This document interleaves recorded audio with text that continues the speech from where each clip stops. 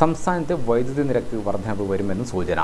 വൈദ്യുതി നിരക്ക് വർദ്ധിപ്പിക്കുന്നത് അനിവാര്യമാണെന്നും പ്രത്യേക സമ്മർ താരിഫ് ഏർപ്പെടുത്തുന്നത് പരിഗണനയിലാണെന്നും വൈദ്യുതി മന്ത്രി കെ കൃഷ്ണൻകുട്ടി മാധ്യമങ്ങളോട് പറഞ്ഞിട്ടുണ്ട്. ആഭ്യന്തര ഉൽപ്പാദനം കുറഞ്ഞതും സംസ്ഥാനത്തെ വൈദ്യുതി മേഖലയ്ക്ക് തിരിച്ചടിയായിരിക്കുകയാണ്.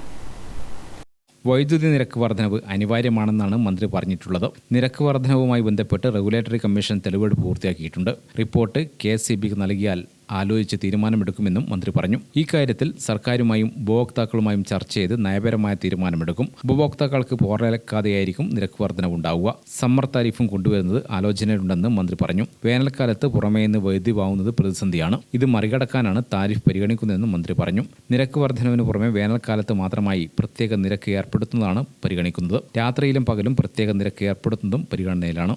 News desk Gramika news.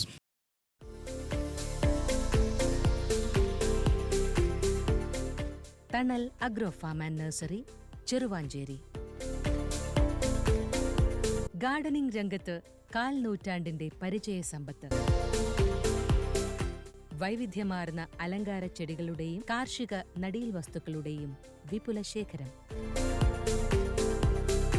Wholesale retail രംഗത്ത് 100 കണക്കിന് സംതൃപ്തരായ ഉപഭോക്താക്കൾ. വിദഗ്ധരുടെ മേൽനോട്ടത്തിൽ ഗാർഡനിംഗ്, ലാൻഡ്സ്കേപ്പിംഗ് ആൻഡ് മെയിൻ്റനൻസ് എന്നിവ ചെയ്തു കൊടുക്കുന്നു. Thanal agro farm and nursery, Cheruvanchery.